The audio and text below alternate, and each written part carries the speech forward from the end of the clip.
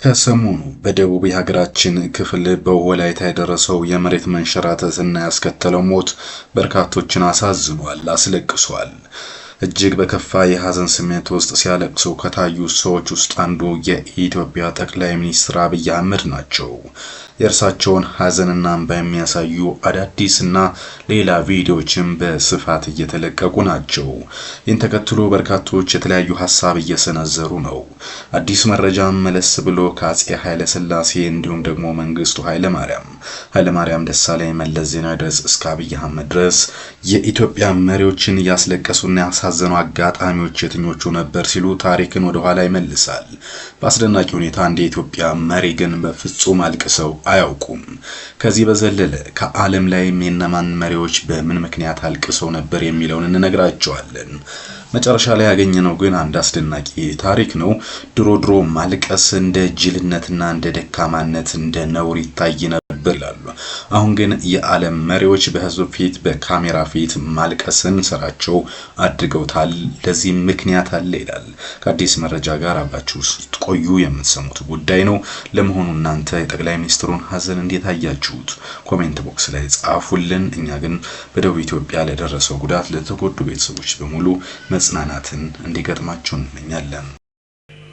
ብልሁና አስተዋዩ መሪያችን በዚህ ሂደት ጠንካራ ድርጅት ኢህአዴግንና በእርሱ እየተመራ ያለ ጠንካራ ልማታዊና ዲሞክራሲያዊ መንግስት የገነቡ ዋና መሐንዲስ ናቸው። ኢትዮጵያ ረጅም ዓመታት የመንግስትነት ታሪክ ያላት ሀገር እንደሆነች ይታወቃል። በዚህ ጊዜ ውስጥ በርካታ መሪዎች በአስከፊ ሁኔታ ስቅስቅ ብለው ያለቀሱባቸው ስሜታቸውን የነኩ ታሪኮችም እንዳሉ ይታወቃል። ካሁን ጀምረን ወደ ኋላ ለመሄድ እንሞክር። አሁን የወቅቱ ጠቅላይ ሚኒስትር ዶክተር አብይ አህመድ በተለያዩ አጋጣሚዎች ሲያለቅሱ ተመልክተናል። አንደኛውና በቅርብ ጊዜ የምናስታውሰው የታላቁ የህዳሴ ግድብ በተመረቀበት ወቅት ነበር። በዛ ምሽቱን የኢትዮጵያ ሰንደቅ ዓላማ ሲሰቀል ዶክተር አብይ አህመድ በእንባ ታጅበው ሲያነቡም ታይተዋል። በርካቶች የተቀባበሉትና እኛም የሰራንላቸው ታሪክ እንደነበረ ይታወቃል። ከዛ በዘለለም በነ ጀነራል ሳረ ሞት ግድያ ምክንያትም ቀብር ላይ በተገኙበት ጊዜ እጅግ ስሜታዊ ሆነው እንደነበረ የምናስታውሰው ጉዳይ ነው። ግን በከፋ ሁኔታ እጅግ በሶፍትና እንባቸውን ማቆም እስኪያቅታቸው ድረስ ስቅስቅ ብለው ሲያለቅሱ የታዩት ግን ከሰሞኑ ነው። በደቡብ ኢትዮጵያ የደረሰው ጉዳት በእርግጥም እጅግ አስከፊ የመሬት መንሸራተት እንደነበረ ይታወቃል። ከዩናይትድ አረብ ኤሚሬትስ ወደዚህ አካባቢ በቀጥታ ያቀኑት ጠቅላይ ሚኒስትሩ እንግዲህ ስቅስቅ ብለው ሲያለቅሱ ታስተውለዋል። ይህም እንግዲህ የኢትዮጵያውን ጠቅላይ ሚኒስትር አብይ አህመድን ከአብዛኞቹ የኢትዮጵያ መሪዎች በተለየ ደጋግመው በተለያዩ ምክንያት ስሜታቸው በቶሎ የሚነካና የሚያለቅሱ መሪ ያደርጋቸዋል። ለዚህ ወቅታዊና በዓለም ላይ ያለውን ፖለቲካ ጨምሮ መሪዎች በአሁኑ ጊዜ በህዝብ ፊትና በካሜራ ፊት የሚያለቅሱት ለምንድን ነው የሚለውን ወደ ኋላ የምንነግራችሁ ይሆናል። ከዶክተር አብይ በተጨማሪ የቀድሞ ጠቅላይ ሚኒስትር ኃይለማርያም ደሳለኝም ያለቀሱባቸው አጋጣሚዎች ነበሩ። የቀድሞ ጠቅላይ ሚኒስትር አቶ ኃይለማርያም ደሳለኝ በህዝብ ፊት ስሜታቸውን ገልጸው ያውቃሉ። በዚህም ያለቀሱባቸው አጋጣሚዎች በተለያየ ጊዜ ተስተውለዋል። እነዚህ በይፋ ካለቀሱባቸው ጉዳዮች አንዱ የቀድሞ ጠቅላይ ሚኒስትር መለስ ዜናዊ የቀብር ስነ ስርዓት ላይ ነው። ጊዜው በፈረንጆቹ 2012 እንደነበር እናስታውሳለን። በኢትዮጵያ አቆጣጠር ደግሞ በ2004 ዓ.ም ነበር። አቶ መለስ ዜናዊ በሞቱበትን ወቅት እናስታውሳለን። ከዛም እንግዲህ በመስቀል አደባባይ በተከናወነ ሽኝት ስነ ስርዓት ላይ አቶ ኃይለማርያም የሐዘን መግለጫ ንግግር አድርገዋል። ወቅቱ ኃይለማርያም ደሳለኝ የመለስ ዜናዊ ምክትል እንደነበሩ ይታወቃል። በእርግጥ ያኔ አትሌቶች፣ ባለሀብቶች፣ ባለስልጣናት ሁሉም ያለቀሰበት ጊዜ ነው ብለን እናስታውሳለን። በወቅቱ ኃይለማርያም የሐዘን መግለጫ ንግግር ሲያደርጉ እንግዲህ ስቅስቅ ብለው አልቅሰዋል። ይህ በወቅቱ በብዙዎች ዘንድ የታየና የተዘገበ ክስተት እንደነበረ ይታወቃል። ሌላኛው ኃይለማርያም ደሳለኝ እንባ ታጅበው ያለቀሱበት ክስተት ወደ ደቡብ አፍሪካ ይወስዳል። በደቡብ አፍሪካ የኔልሰን ማንዴላ የቀብር ስነ ስርዓት ላይ ተገኝተው ነበር ኢትዮጵያን በመወከል ኃይለማርያም ደሳለኝ። ጊዜው ደግሞ በፈረንጆቹ በ2013 ነበር።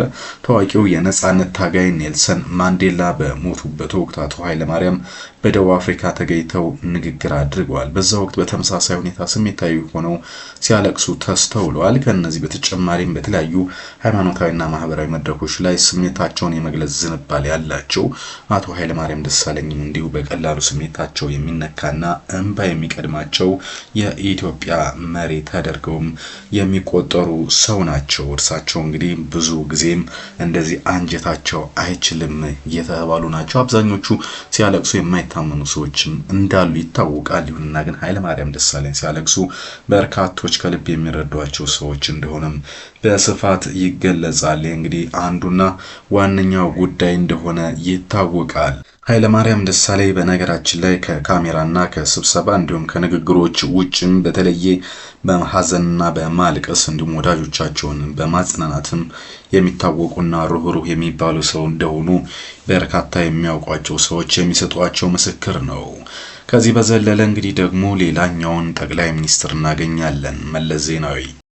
ጠቅላይ ሚኒስትር መለስ ዜናዊ በበርካቶች ዘንድ እንደ ጨካኝና እንደ ቢቆጠሩም ግን በበርካታ ጊዜ ስሜታዊ የሚያደርጉና በሐዘን ስሜትም የሚሰማቸው ሰው እንደሆኑ ይገለጻል። ይሁን እንጂ እጅግ ቁጥብ ስሜት ካላቸው ሰዎች ወይም ደግሞ የኢትዮጵያ መሪዎች ውስጥ አንዱ ናቸው። መለስ ስሜታዊ በመሆን በአይኖቻቸው ላይ የታየው የአባይ ግድብ የመሰረት ድንጋይ ሲቀመጥ 2003 ዓ.ም ነበር።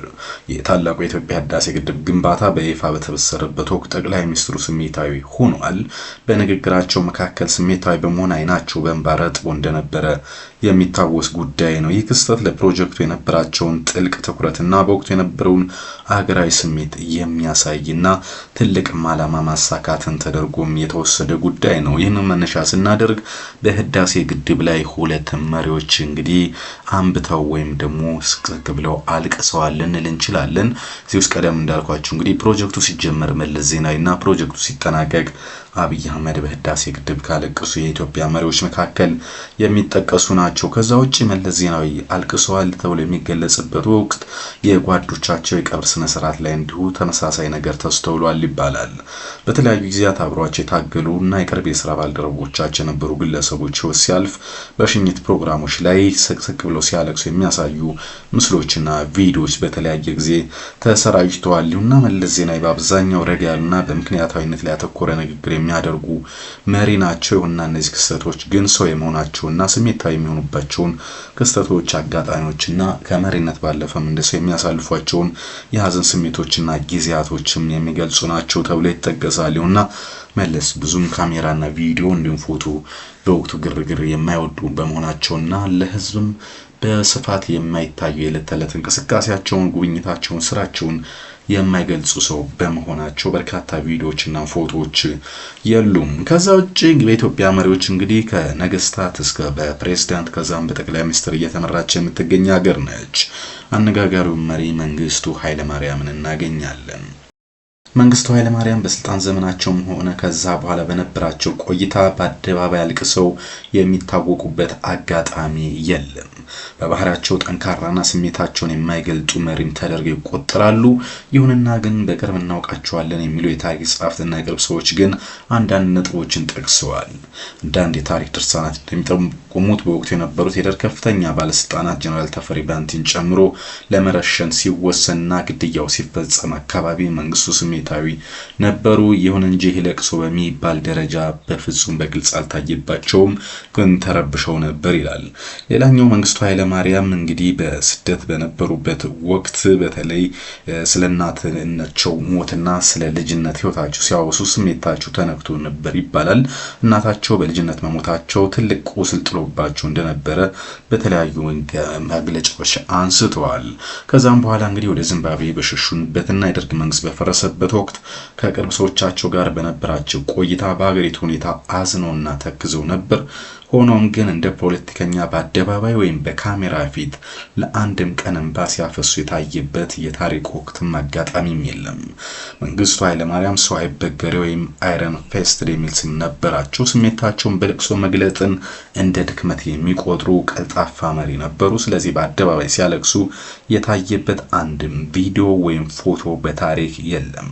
ስለዚህ መንግስቱ ኃይለማርያም እንግዲህ በርካቶች እንደሚሏቸው ቆፍጣና ጨካኝም እያሉ ይገልጿቸዋል። ከዚሁም በዘለለ የተለያየ ቀብር ስነ ስርዓት ላይ በደርግና በቀይና ነጭ ሽብር በነበረው ግድያ ሁሉ ከሶማሊያ ዚያድ ባሬ ጋር ባደረጉት ወረራና ሲያሸንፉም ሁሉ እንግዲህ ስቅስቅ ብለውም አይደለም አይናቸውም ላይም ጠብታ እንባ ታይታ አታውቅም። ምናልባት ግን ሰው እንደመሆናቸውና ወንድ ልጅ ብቻውን ነው የሚያለቅሰው እንደሚባለውና ወደ ውስጥ ነው እንደሚያለቅሰው እንደሚባለው ግን ያሳለፉት ትልቅ ታሪክ ሊኖር እንደሚችል እንደሱ ይታወቃል። ይሁንና ግን መንግስቱ ኃይለማርያም በአደባባይ በህዝብ ፊት በለቅሶ በፕሮጀክት ምረቃ በምንም አይነት የታሪክ አጋጣሚ በአደባባይ ሲያለቅሱ ታይቶ አይታወቅም። ንጉሱን እናገኛለን። ከኢትዮጵያ የመጨረሻው ሰው አጼ ኃይለ ሥላሴ ንጉስ ኃይለ ሥላሴ ብልጥና ስሜታቸውን የሚቆጣጠሩ ሰው እንደሆነ ይገለጻል። ይሁንና በኢትዮጵያ ውስጥ ምናልባትም ከዶክተር አብይ ቀጥሎ በርካታ ቪዲዮዎችና ፎቶዎች ያሏቸው ሰው እንደሆነ ይታወቃል። ይሁንና ግን የጀነራል ሙሉጌታ ይገዙ ሞት ግን ስሜታቸውን ነክቶት ነበር ይባላል። ይህ በጣሊያን ወረራ ወቅት በሰሜኑ ግንባር የነበረው የኢትዮጵያ ጦር እየተሸነፈ መጥቷል። እናም ታማኙ የጦር መሪ ጀነራል ሙሉጌታ ይገዙ ተገደሉ። ንጉሱ እጅግ አዝነውና ስቅስቅ ብለው አልቅሰው እንደነበር የታሪክ ጸሐፍት ለምሳሌ ጸሐፌ ትእዛዝ ወልደ ጊዮርጊስ ወልደ ዮሐንስ ለታሪክ ጽፎ አስቀምጠውታል። የአጋጣሚ ሀገሪቱን የመከላከል አቅም መዳከም ያመለከተ በመሆኑ ንጉሱን እጅግ አስከፍቷቸው ነበር ይባላል። ከዛ ውጪ በሌግ ኦፍ ኔሽን ጄኔቫ 1928 ዓ.ም ስሜታዊ ሆነው ነበር። ነገር ግን ለነጮች እጅ ለመስጠት ስለፈለጉ አላለቀሱም ይባላል። ንጉሱ በጄኔቫ ለዓለም መንግስታት ማህበር ታሪካዊ ንግግር ማድረጋቸው ይታወቃል። በአማርኛ የኢትዮጵያ ሕዝብ በጋዝ ተጨፍጭፏል፣ ለዓለም ዝም ማለቱ ግን እጅግ ስሜታዊ አድርጓቸው ነበር ይባላል። ምንም እንኳን ንግግራቸውን በክብርና በጽናት ቢጨርሱም ከንግግሩ በኋላ ባሉት አፍታዎች ስሜታቸው ተነክቶ እንደነበረ የውጭ ሀገር ጋዜጠኞች በወቅቱ በታሪክ ዘግበውታል። ከዛ በዘለለ አጼ ኃይለ ሥላሴ በርካታ ልጆቻቸውን በህይወት እያሉ በሞት ተነጥቀዋል። በተለይ የሚወዷቸው ልጃቸው ልዑል መኮንን የሐረሩ መስፍን በመኪና አደጋ ህልፈትና ልዕልት ፀሐይ በሕክምና ወቅት ሲያርፉ ንጉስ እንደ አባትነታቸው እጅግ አዝነውና አልቅሰው እንደነበረ የቤተ መንግስት ምንጮች ይገልጻሉ። ከዛም በዘለለ ከ5 ዓመት ስደት በኋላ አዲስ አበባ ገብተው ሰንደቅ ዓላማውን ሲሰቅሉ ያዩት የነበረው ህዝባዊ አቀባበልና ያለፉት አስቸጋሪ ዓመታት ትዝታና የደስታ ሐዘን ድብልቅ ስሜት ይፈጥሩባቸዋል ይላሉ። እንባም አውርደዋል ይበለው ይገልጿቸዋል። እናም ግን ቢሆንም ኃይለ ሥላሴም ስሜታቸውን የሚቆጣጠሩና እንባ ግን የማይቀድማቸው ሰው እንደነበሩ ይገለጻል። በመጨረሻም አጫጭር የውጭ ሀገር ጠቅላይ ሚኒስትሮችንና ፕሬዝዳንቶች በምን አማካኝነት አለቀሱ ብለን እናበቃና ከዛም ግን ድሮ አይለቀስም ነበር በመሪ ዘንድ አሁን ማልቀስ ለምን ተለመደ የሚለውን እናነሳለን። ወደ ውጭ ስንሄድ የቀድሞው የአሜሪካ ፕሬዝዳንት ባራክ ኦባማ በአደባባይ ስሜታቸውን ከገለጹባቸው አጋጣሚዎች ዋናው በ2012 ነው። ይህ እንግዲህ በሳንዲ ሆክ ትምህርት ቤት በጣም የሚያበሳጨው ወይም ደግሞ ጅምላ ግድያ ነበር። ህፃናት ነበር የተገደሉት። በዛ ወቅት እንግዲህ መግለጫ ሲሰጡ አይናቸው እንባ ረጥቦና እንባ በፊታቸው እየወረደ ታይተዋል። ዊንስተን ቸርችልም እንዲሁ የእንግሊዝ ጠቅላይ ሚኒስትር ነው፣ ታዋቂም እንደሆነ ይታወቃል። ምን እንኳን በጦርነት ጊዜ የብረት ሰው ቢባሉም በጣም ስሜታዊ እንደነበሩ ይገለጻል። በተለይ በሁለተኛ ዓለም ጦርነት ማብቂያ ላይ ለንደን በድል ስትደሰትና ህዝቡን ሲያነጋግሩባቸው ፈሶ ነበር ተብሏል። የታሪክ ምሁራን እንደሚሉት ቸርችል በሀገራቸው ኩራትና በከባድ መስዋዕትነት ምክንያት በቀላሉ አልቅሰዋል። ከዛ ውጪ የካናዳው ጠቅላይ ሚኒስትር ጀስቲን ትሩዶ በተለያዩ ጊዜያት በአደባባይ ሲያለቅሱ ህዝብ አይቷል። በተለይ በካናዳ ቀደምት ነዋሪዎች ላይ ለደረሰው በደል ይቅርታ ሲጠይቁና የቅርብ ጓደኛቸው የሆነ የሙዚቃ ሰው ጎርድ ዳዮኒ ሲያልፍ እንግዲህ ከስሜታቸውን መቆጣጠር አቅቷቸው በከፍተኛ ሁኔታ ሲያለቅሱ ታይተዋል። ሌላኛው የሩሲያው ጠቅላይ ሚኒስትር ፕሬዝዳንት ቭላዲሚር ፑቲን ስሜታቸውን የማይገልጹና ጠንካራ መሪ ናቸው ብሎ ዓለም ያስባል። ፑቲን ጀግና ቢሆንም በ2012 እንደ አውሮፓውያን አቆጣጠር ግን በምርጫ ድል ካደረጉ በኋላ በደጋፊዎቻቸው ፊት ሲያነባ ታስተውሏል። አንጌላ ሜርክል ሩህሩህ ነች። የእጅ ቀድሞ ጀርመን ቻንስለር ሜርክል ረጋ ያሉና ስሜታቸውን የማይገልጹ ነበሩ። ይሁንና በኮቪድ-19 ወረርሽኝ ለጀርመን ባደረጉት ንግግር ላይ ድምጻቸው ተንቀጥቅጦና አይናቸው በእንባ ርሶ ታይተዋል። ይህም ህዝቡ ጥንቃቄ እንዲያደርግ እንደነበር ይታወቃል። ግን እስኪ አንድ ነገር እናንሳ፣ መሪዎች ለምን ያለቅሳሉ የሚለውን። መሪዎች በአደባባይ ማልቀሳቸው በድሮ ጊዜ እንደ ድክመት ይታይ ነበር። መሪ ቆፍጣና ጀግና የማያለቅስና በጽናት የሚያሻግር ተደርጎ ይቆጠር ነበር። በዚህም አብዛኞቹ መሪዎች በአደባባይ አለቅሱም። አሁን ዘመን ግን ብዙዎች ይህንን የሰውኛ ባህሪ ብለው ይቆጥሩታል። መሪም ሰው ነው፣ ባህሪው ከህዝብ ጋር የተቆራኘ ነው፣ ከህዝብ ነው የተመረጠውና መሪ ህዝቡን መምሰል አለበት በሚል እንደ ፖፑሊስት ወይም ደግሞ ተወዳጅነትን ለማትረፍም ሆነ ብለው ያለቅሳሉ፣ ትኩረትም ይስባሉ። እናም ትክክለኛው ነገር የቱ ነው የሚለው ግን እያነጋገረ ነው። መሪ ህዝብ ፊት ማልቀስ አለበት ወይስ የለበትም? አንዳንዶቹ በፍጹም ማልቀስ የለበትም፣ ቆፍጠን ብሎ ነው መታየት ያለበት ሲሉ፣ አንዳንዶች ደግሞ መሪም ሰው ነው፣ እንደ ሰው ይከፋል፣ ያዝናል፣ ይደሰታል፣ ማልቀስ ስሜቱን መግለጽ አለበት የሚሉ ሀሳቦች ይሰማሉ። ለማንኛውም አዲስ መረጃ የሰሞኑ የዶክተር አብይን ጉዳይ መነሻ በማድረግ ታሪክ አጋራችሁ። መልካም ጊዜ